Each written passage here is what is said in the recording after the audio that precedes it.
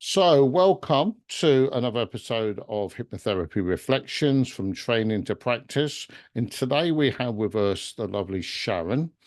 Charron is a qualified solution-focused hypnotherapist and she trained at our school in Peterborough. But Charron has many strings to her bow, which I'll let her tell us about. But we'll explore her journey, the unique insights, both her personal ones and those gained through CPHT, and the powerful impact of solution-focused hypnotherapy has had with what Charron has been through, to be honest. So get ready for an inspiring conversation highlighting the transformative power of hypnotherapy. So Charron, better let you introduce yourself and give us a few bits of information about who you are. Thank you, Gary. So yes, I have a number of strings to my bow. Currently, I'm probably classed as an environmental activist. I'm also a professional artist. I spent 20 years working in wildlife conservation before I became a professional artist, and I trained to become a solution-focused hypnotherapist 4 years ago now. I passed Wow. the course actually, which has gone incredibly fast, and I'm really glad that I did that. So, and it's really added a lot to the other aspects of my work, actually. Fantastic. Really helps me in all the other work. So it's a fantastic thing that I did. I'm really glad I did it, and I would recommend anybody to do it, actually. I think Okay, so that's all the questions done then. We were at the end of it. That's fantastic. Thank you, Charron. So what motivated you to pursue training as a hypnotherapist? well, so about 12 years ago, my beautiful 15-year-old niece took her own life. Wow. And it was very traumatic. There was a very sort of traumatic situation in terms of investigations and all sorts. Um, and I thought it was okay dealing with it, actually. I mean, as traumatic as it was.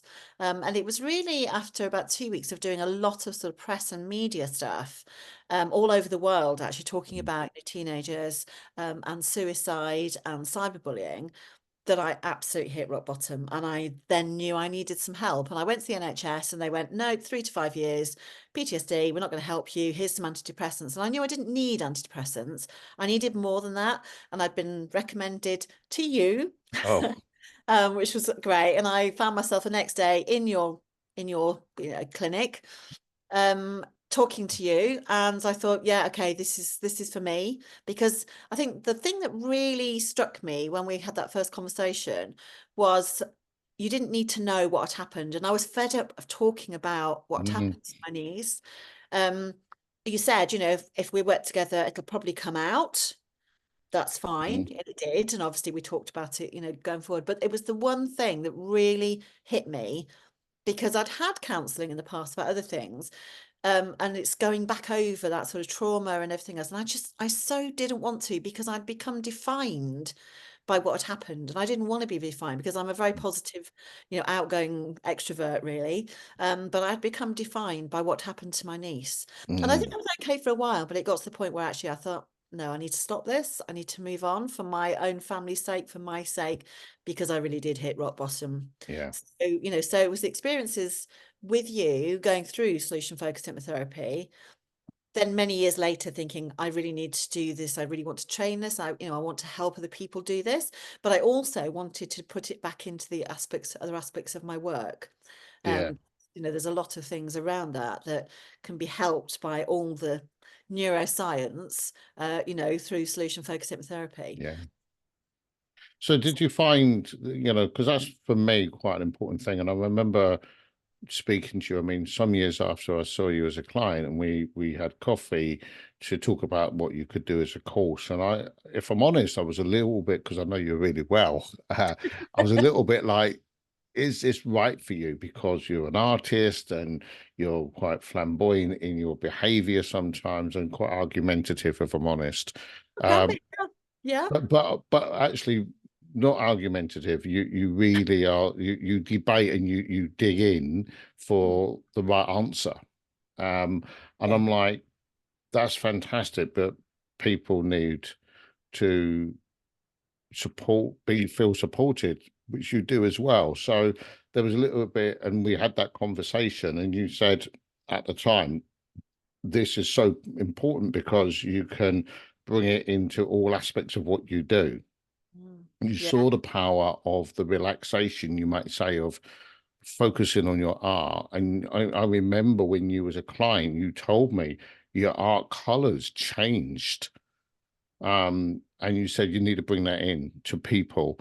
And then with some of the work, the passion work you do about being, we were just talking about water pollution and things like that, and how the science and the and that. So I could see why you did it. But has that really helped, do you think? Oh, massively. It's interesting, isn't it? You know, you talk about how my colours changed. I mean, certainly sort of I did a self portrait, which Mm, I've never done, about 2 years after my niece died.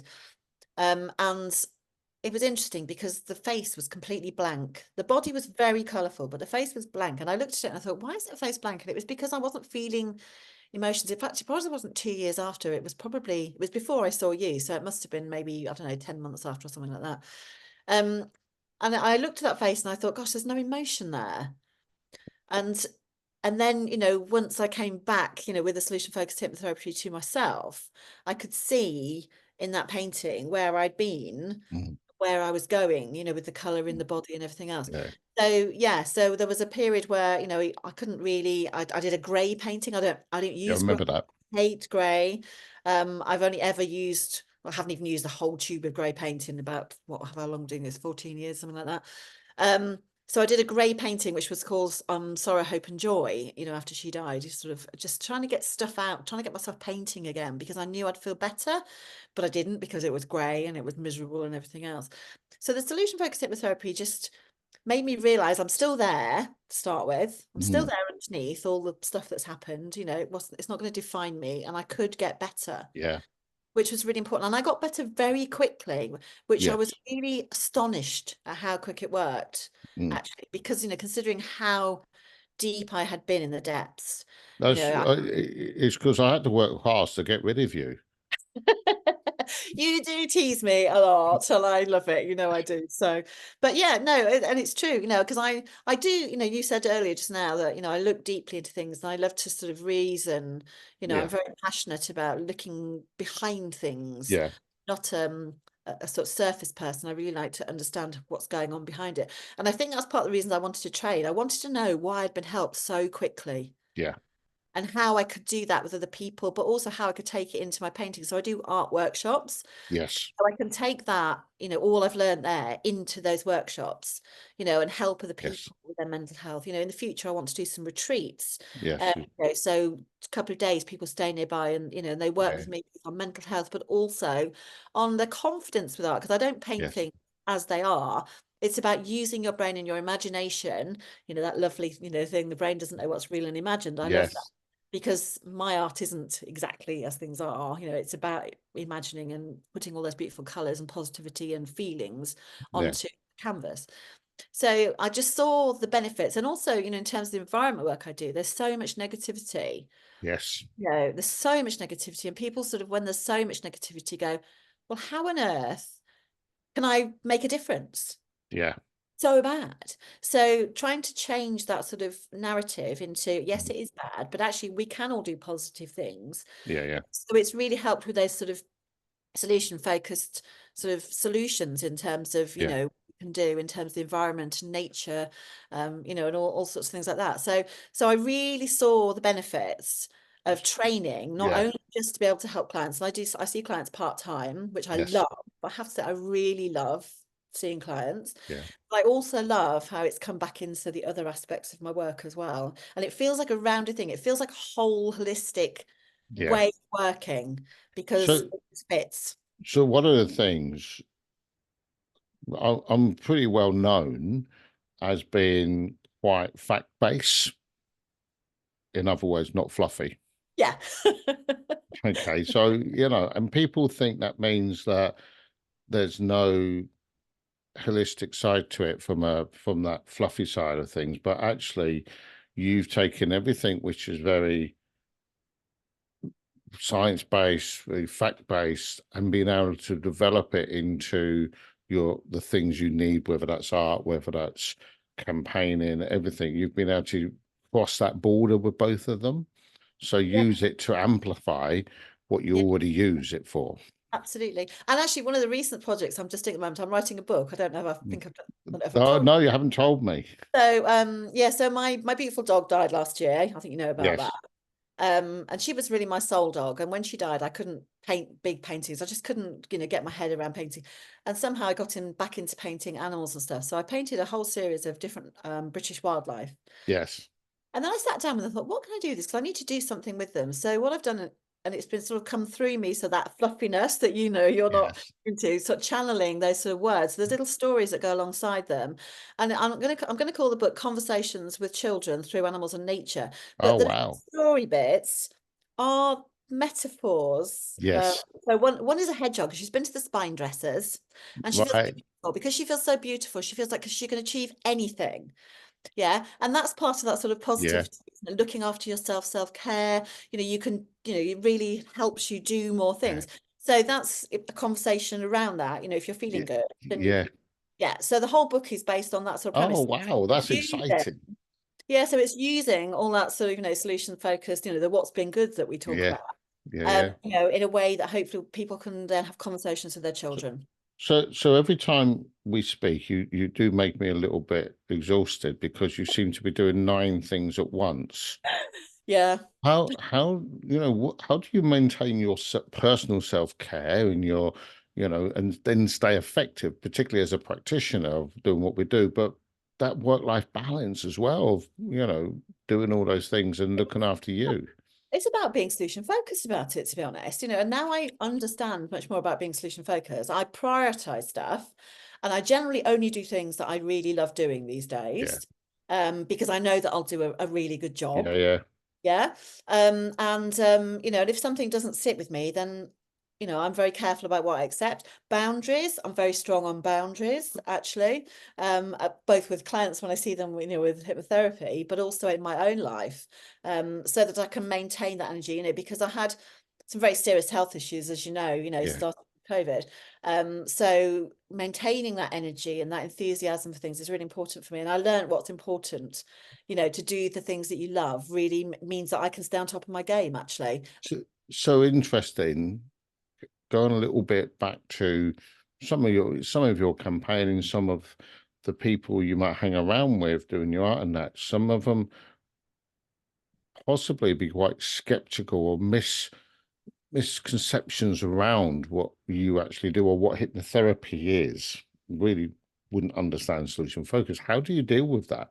Because you do plonk yourself in the middle of, more so than anybody I know, in the middle of people who are more likely to see what we do is a bit strange. Sure, that's quite true, actually. I mean, I think, when you put out a certain vibe, I think you attract certain people. So Yeah. I attract, certainly as clients, actually, I attract mostly women, Yes. mostly creative people. Mhm. I've had clients who've been, famous authors, actually, who've hit a block, Mhm. and they're trying to get, there has something happened to them. They've hit a block. They can't write anymore. So and that's because I understand their thought Yes. process, I suppose, and I can explain it to them in a Yeah. scientific way they understand. Yes. They get it. So, because I got a science degree, so my degree Yes. is science and the environment. So I had a science background, even though I'm incredibly creative and I've sort of switched, but I'm still very sciencey, if you know what I mean. Yeah. But Um, how so do you run in then to you don't really get so much skepticism, would you say? Would you just not notice it? Maybe I just don't notice it, but I don't think that I do, actually, because a lot of environmentalists are used to being outside the box, if you know what I mean. Right. They are used to people criticizing what they think and they do. A lot of people don't understand what they do. Yes. So I do understand what they do. Yeah. I understand the thought processes. I understand that sort of criticism. I mean, to be honest, there's a lot of I've been threatened, many times in my life over the environmental work that I've Mm. done. So you sort of get used to it, the older you get, Mm. that's part of life and you have to learn to deal with it. And I think part of the work I do with some environmentalists is to reduce that negativity they have around, can I Yeah. actually make a difference? But Yes. also to help them overcome that sort of negativity towards them as people, Yeah. because people make a lot of assumptions about environmentalists. Yeah. Well, me, especially me right now. Yeah, yeah, maybe But that. that's as simple as that. And Yeah, because I'm, and what you just said about they're so used to being misconceived themselves, they're very open to find out what you're doing before they make a judgment. Oh, well, that's amazing.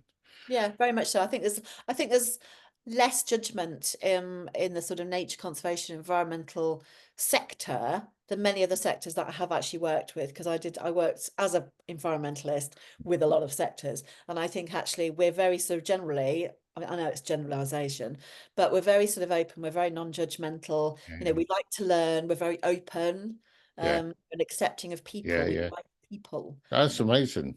Yeah, it's So, a aspect to be usually. so looking at what you've got personally from being a solution focused hypnotherapy, transformations you might have noticed in yourself during the training or since, what, how has it benefited you? Personally, massively. I do say to people actually that solution focused hypnotherapy has saved my life on several occasions actually. Wow.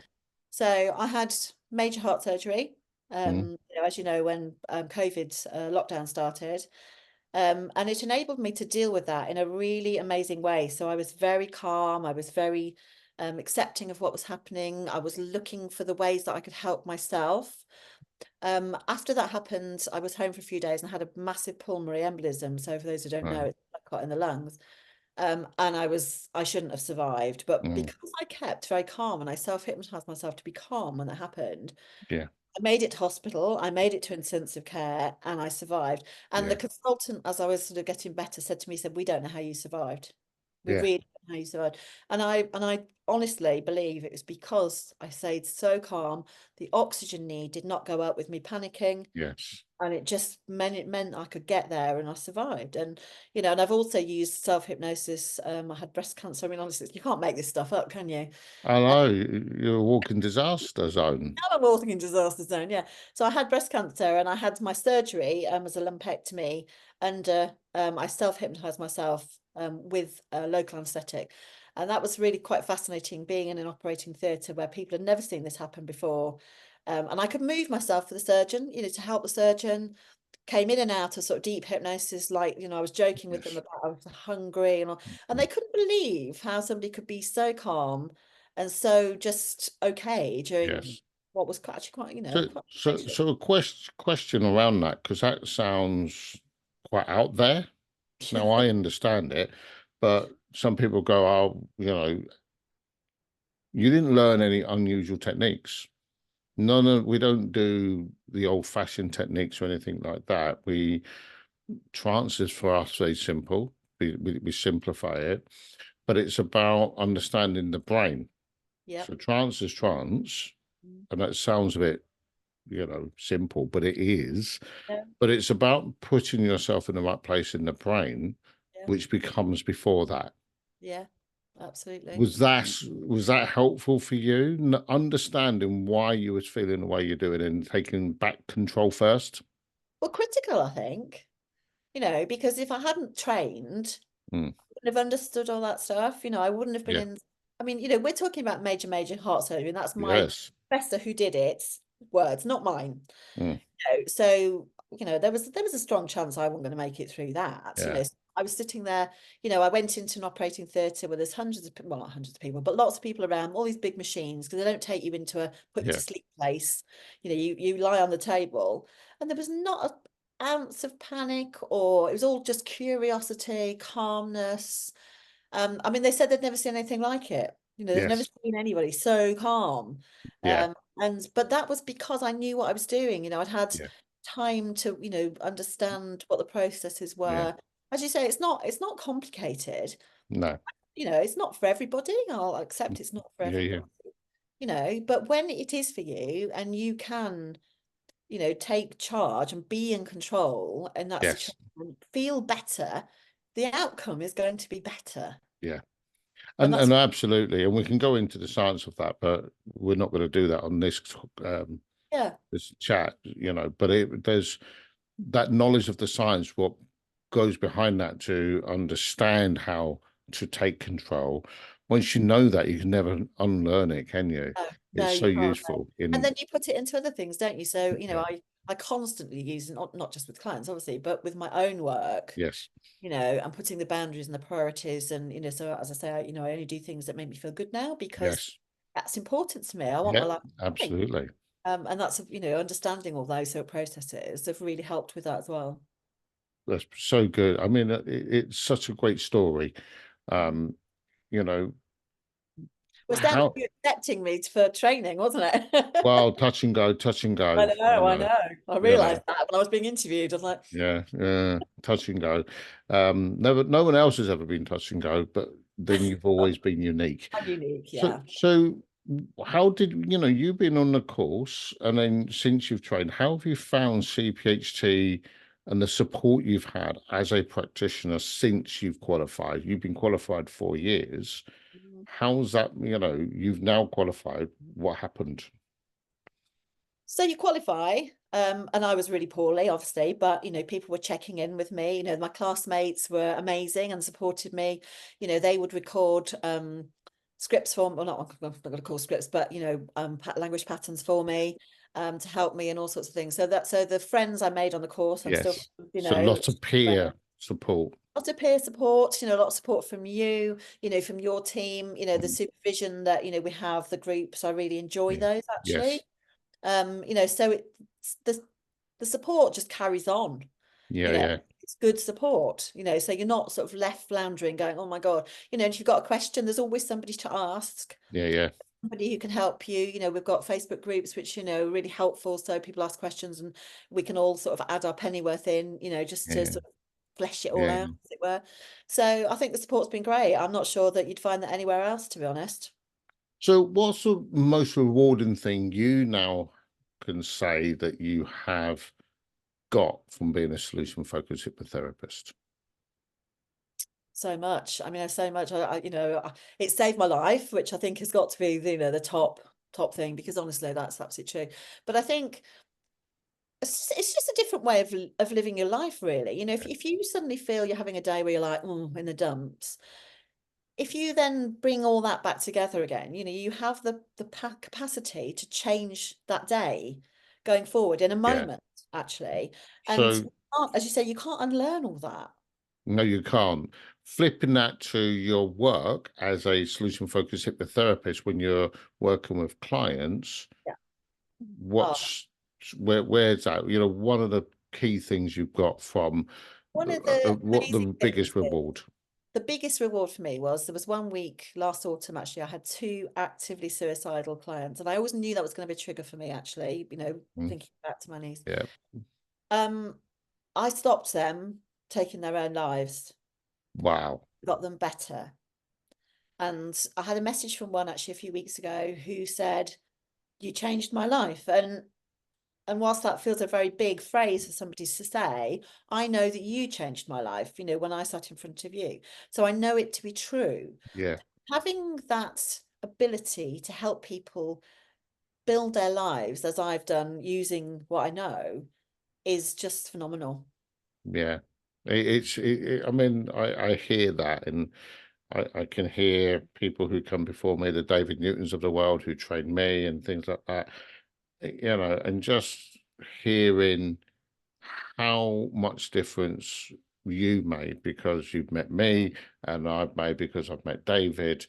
It's such a wonderful thing, but actually none of that count because that moment you had that message was all about you and all about that person who's just thriving now. So wow, Yeah. such a good And job. I know when somebody takes their own life, how it feels, to you as a family member and the friends and everybody around you.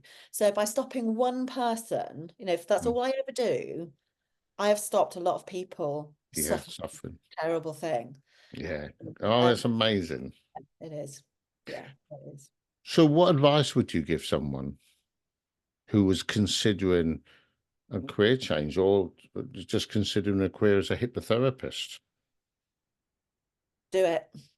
Do it. I think it's amazing. I love it. I know my friends, the peers on my course, most of them have gone on and practiced. So why solution focused? because it's a really good process, I think, actually, and it gives you skills. You know, Mm, it gives you the skills to actually look at any sort of challenge that comes up in your life in a way that you might not have looked at it before. So even if yes. you don't go on to practice, which most people do, but even if you don't, it's giving you extra skills for your life and for you to be able to live, your best life, really. And that's what we want, really, isn't it, as individuals, let alone, being a practicing hypnotherapist, Yeah. helping other people. There are so many benefits, I think, Yeah. so just, yeah, and it's just a great thing to do. I really enjoyed it. I really enjoyed learning about all the science of the brain, and I still keep learning now, all the Yes. time, Yeah. which is great, because as my friend always says to me, every day is a school day. Yeah, it is. Yeah, absolutely. And it's interesting. When I started doing this, I was talking to a friend, and they said to me, when I was like, why have I done this so late in life? Because, and it just said the teacher appears when the student's ready. Yeah, And it's like, wow, so I get that. yeah. So I've got one more question for you. Okay. So if you could have hypnotherapy sessions with a particular client, and that client could be any historical figure, who would it be and Oh, why? me. Just someone you'd like to sit and Well, I think for me, there's only one. Oh no, there's not only one. There's loads, but I think the one person who I would love to actually, yeah, stick with would be Charles Darwin. wow, why?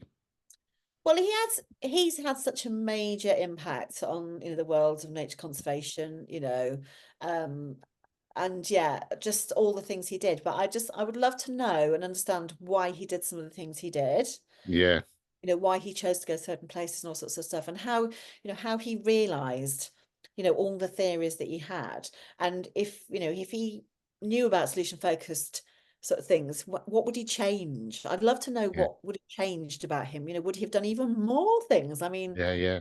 fascinating. Oh, Yeah. wow, that's amazing. Who would you Yeah, who would you choose? Who would you choose? I'm just oh, see, I have always got a go-to. I think probably my greatest superhero of all time is King Arthur. Now I oh, know he's part fable, part doesn't real, matter. but King Arthur, the way he created the Round Table, his morals, his expectation, he was so it was so positive and future driven. So for me, it's always about King Arthur. It's a great one. I Um, love that. I love you that. know, so Yeah. but some people go, oh, but you weren't real, but it's like the story is the fable, the Yeah, metaphor, all of absolutely. those things. Absolutely. No, no, I But totally get that. Being a no, solution I constrained. knew So, you'd have to tip it back. No one else does. You were of the first person, so course, it's a conversation. nothing Yeah, changes. it's a So to conversation. finish off, we better find out a little bit how we can get a hold of you if we want to work with you. What's your practice name? Um, how they find you, and even if they just want to look at your artwork or buy your book, where do they find you? Okay, so there's a couple of places you can find me mostly. So one is my website, which is sharonpugsleyhill.com. And also my practice name is Green Butterfly Hypnotherapy. So you can find me on Facebook. But you can get to me through my sharonpugsleyhill.com art website because I've got hypnotherapy on there as well. Yeah, So those are the places to find me, really. fantastic. Sharon, as always, it's been a pleasure. I always enjoy talking to you. I normally have to lay down in a dark room afterwards. Today's not too bad. It's fantastic. I really enjoy working with you. So thank you very much for giving me some of your time Oh, today. it's my pleasure, and I always enjoy talking to you guys. So it's never an issue for me either. So, I think we bounce off each other really well, actually, and always have done. So Yeah, absolutely. So I'll speak to you soon. Bye bye. take care.